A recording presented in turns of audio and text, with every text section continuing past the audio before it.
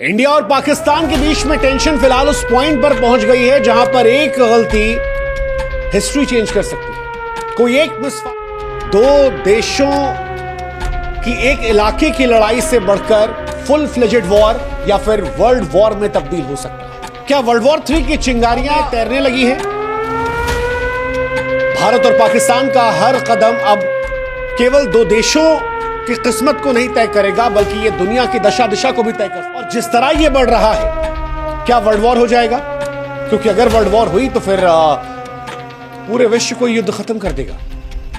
इतिहास गवाह है कि वियतनाम का युद्ध एक गोलीबारी से शुरू हुआ था। क्यूबा मिसाइल संकट अविश्वास से पनपा था। कोसोवो का नरसंहार असंवेदनशील सियासत से हुआ था। लेकिन भारत और पाकिस्तान जो पहलगाम से शुरू हुए थे, ऑपरेशन सिंदूर से आगे बढ़े, अब एक दूसरे के शहरों पर जब लगातार ड्रोन और मिसाइल से हमले कर रहे हैं और जो परमाणु शक्तियों से लैस है, क्या वो दुनिया को तीसरे विश्व युद्ध में धकेल रहे हैं? देखिए, अगर आप उन लोगों में से हैं जिन्हें ये युद्ध फैसिनेट कर रहा है तो आपको बता दें कि युद्ध शुरू करना आसान है, रोकना नहीं। युद्ध का मजा सिर्फ उसे आता है जो दूर से देखता है। जो इसका हिस्सा बना है वो कभी युद्ध नहीं चाहता, ना वो सैनिक जो इसमें लड़ रहे हैं, ना उन सैनिक के परिवार वाले, ना वो जिन्होंने कभी इस युद्ध के दंश को सहा या करीब से देखा है।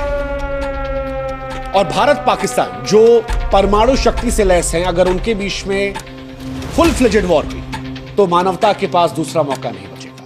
यकीन मानिए, भारत और पाकिस्तान के बीच फुल फ्लेजेड वॉर हुई और अगर ये वर्ल्ड वॉर 3 में तब्दील हुई तो फिर क्या परिस्थिति होगी? आपको बता दें कि फिर मंजर वो होगा जो सुनकर भी शायद आपको डरा दे। वर्ल्ड वॉर 1 और वर्ल्ड वॉर 2 से कहीं ज्यादा मौतें हुई। वर्ल्ड वॉर 1 में 1 करोड़ 60 लाख लोगों की जान गई थी, अनगिनत बीमारियों में फंसे रहे। वर्ल्ड वॉर 2 जब आया तो इसमें मौतों की संख्या और ज्यादा बढ़ गई, 8.5 करोड़ के आसपास मौतें हुई, जिसमें हिरोशिमा और नागासाकी पर परमाणु बम भी शामिल था। हिरोशिमा में 70,000 लोग और नागासाकी में 40,000 लोग एक सेकंड में राख हो गए। लेकिन अगर इंडिया और पाकिस्तान फुल फ्लेजेड वॉर करते हैं, परमाणु वॉर करते हैं, तो फिर कहानी बिल्कुल अलग होगी। अगर ये दोनों देश अपने 50% हथियारों का भी इस्तेमाल करते हैं तो ये मान के चलिए 10 से 20 करोड़ लोग पहले घंटे में मर सकते हैं। उसकी वजह है, चाहे दिल्ली हो या कराची, इनकी आबादी घनी है। दिल्ली में 2.5 करोड़ से अधिक लोग हैं, कराची में 2 करोड़ से अधिक लोग हैं। आधुनिक हथियार इनके पास है जो 15 से लेकर 300 किलोटन की शक्ति रखते हैं। हिरोशिमा में 15 किलोटन का इस्तेमाल किया गया था और अब 300 किलोटन तक के हथियार हैं। आप सोचिए कितने गुना है। अब अगर हथियारों की ताकत बड़ी है तो तबाही का मंजर भी तो बड़ा होगा। अगर 100 किलोटन का मान लीजिए बम कराची या फिर दिल्ली पर गिर जाता है तो यकीन मानिए 5 से 10 किलोमीटर तक सब कुछ मलबे में तब्दील हो जाएगा। 20 किलोमीटर तक लोग जलकर राख हो जाएंगे। 30 किलोमीटर तक इमारतें जो हैं वो पूरी तरह से ढह जाएंगी। लाखों मौतें मिनटों में हो जाएंगी। करोड़ों ऐसे हैं जिनको इलाज नहीं मिलेगा। रेडिएशन का असर अलग आएगा। कैंसर, अपंगता और आगे आने वाली पीढ़ियों में बीमारियां जो इंसान की नस्लों को बर्बाद करते रहते हैं। अब अगर आपको लगता है कि दोनों देश समझदार हैं, वो लड़ रहे हैं, वर्ल्ड वॉर जैसी सिचुएशन या परमाणु वॉर जैसी सिचुएशन नहीं होगी, तो आपको यह समझना पड़ेगा कि एक गलती वर्ल्ड वॉर शुरू कर सकती है। एक गलती। कोई भी युद्ध जानबूझकर शुरू नहीं करता, हालात बनते चले जाते हैं। एक मिसफायर, आज भारत और पाकिस्तान के बीच तनाव की तपती रेत पर एक ऐसी गलती, एक मिसाइल का गलत निशाना, एक साइबर हमला, एक आतंकी साजिश या खुफिया जानकारी की चूक न केवल दोनों देशों को बल्कि पूरी दुनिया को तीसरे विश्व युद्ध की भट्टी में झोंक सकती है। ये दोनों देश ऐसे हैं जो परमाणु हथियारों से लैस हैं। गलतफहमी को सुधारने का वक्त शायद चंद मिनट भी ना मिले। उदाहरण के तौर पर LOC पर तनाव के दौरान एक मिसाइल अगर गलत निशाना साध लेती है तो दुनिया बदल सकती है। ऐसा पहले भी हुआ है।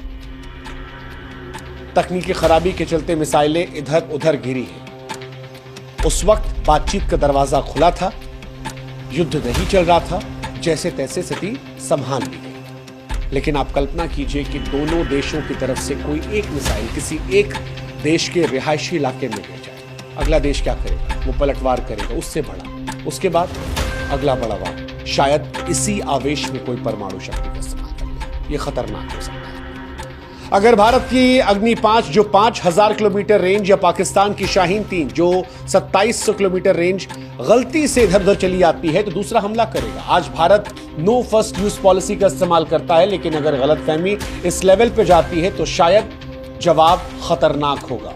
मिसाइलें हवा में होंगी। दिल्ली, मुंबई, कराची, इस्लामाबाद जैसे शहर मिनटों में मलबे में तब्दील हो सकते हैं। मौजूदा दौर में अगर कहीं कोई आतंकवाद हो जाता है तो यह भी विश्व युद्ध की तरफ धकेल सकता है। 2008 में मुंबई हमलों ने भारत को हिलाया था। 2019 के पुलवामा हमले ने बालाकोट हवाई हमले को जख्म दिया था। पहलगाम में जो कुछ हुआ उसके बाद भारत ने ऑपरेशन सिंदूर चला दिया। आप कल्पना कीजिए कि अगर कहीं कोई आतंकवादी हमला होता है तो उसका जवाब होगा। भारत सीधे सीधे से पाकिस्तान की साजिश मानेगा, जवाबी कार्रवाई होगी।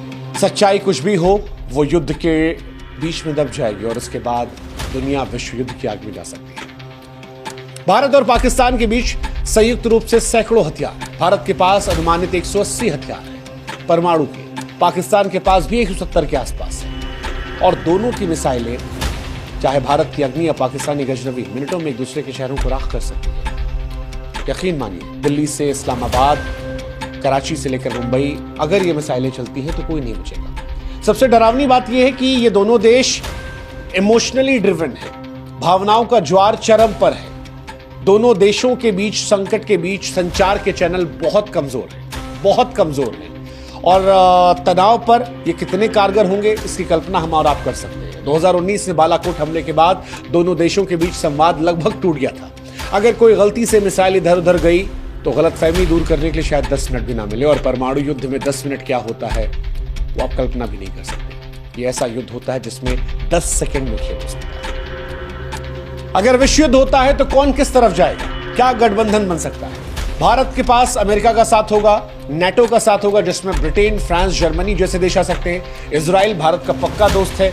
जापान, ऑस्ट्रेलिया भी साथ आ सकते हैं। भारत की रणनीतिक स्थिति, आर्थिक ताकत मजबूत होगी। पाकिस्तान का साथ चाइना दे सकता है, उत्तर कोरिया दे सकता है, टर्की उसके साथ जाएगा, ईरान उसके साथ होंगे। कुछ इस्लामिक देश जो हैं वो भी इसके साथ रहेंगे। कुछ देश ऐसे हैं जो दोनों साइड से रहेंगे, जैसे दक्षिण अफ्रीकी देश, अमेरिकी देश, ये हो सकते हैं। रूस पाकिस्तान के साथ इस बीच में क्लोज हुआ है, लेकिन भारत के साथ उसके संबंध दशकों पुराने हैं। ऐसे में रूस भी भारत की तरफ रहेगा।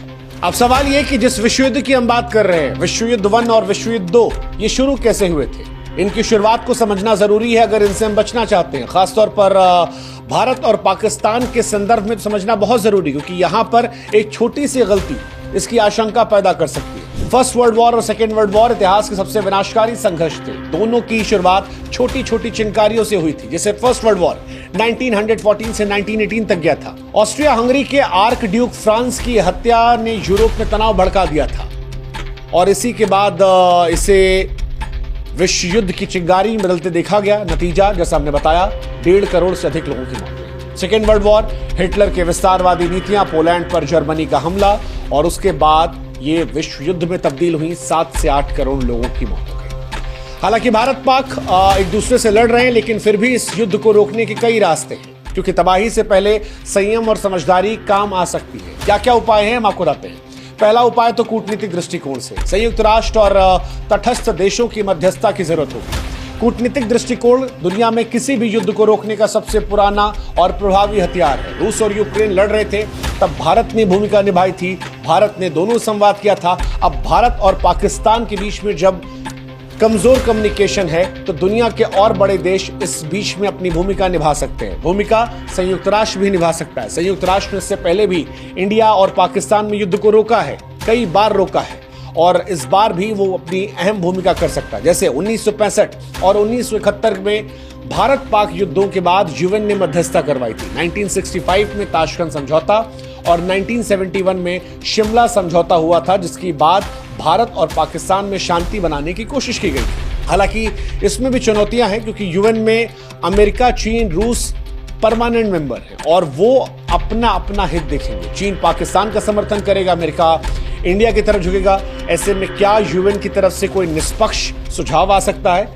ये थोड़ा मुश्किल हो सकता है। वैश्विक दबाव हो सकता है। अमेरिका और चीन अपने प्रभाव से दोनों देशों को शांत कर सकते हैं, कंट्रोल कर सकते हैं, दोनों को बुलाकर मीटिंग करवा सकते हैं और एक सही जगह पर युद्ध रुकवा सकते हैं। पाकिस्तान पर आर्थिक प्रबंध से भी काम चल सकता है। पाकिस्तान वो देश है जो पैसों के मामले में बिल्कुल भिखारी बन चुका है, उसके पास पैसे नहीं है। ऐसे में अगर दुनिया उसे फंड करना बंद कर देती है या ग्रे लिस्ट में डाल दिया जाता है या आतंकवाद को लेकर उस पर एक्शन ले लिए जाते हैं, FATF की ग्रे लिस्ट में उसे डाल दिया जाता है वापस, तो फिर पाकिस्तान शांत हो सकता है। जन आंदोलन भी काम कर सकते हैं अगर दोनों देशों की जनता शांति के सड़कों पर उतरे।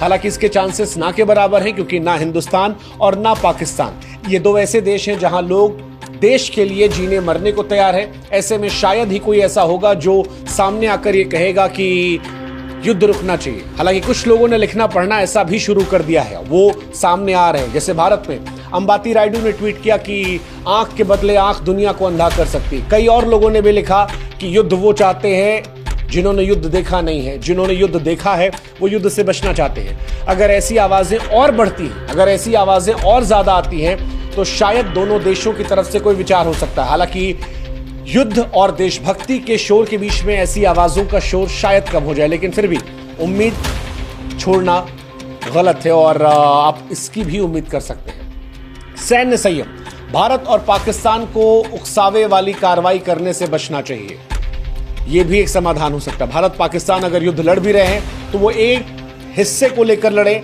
रिहायशी इलाकों से बचें, ताकत सेना के बीच में टेस्ट हो, मासूम लोगों पर इसका प्रयोग ना किया जाए, क्योंकि अगर ये प्रयोग हुआ तो ये विश्व युद्ध की चिंगारी को जला सकता है।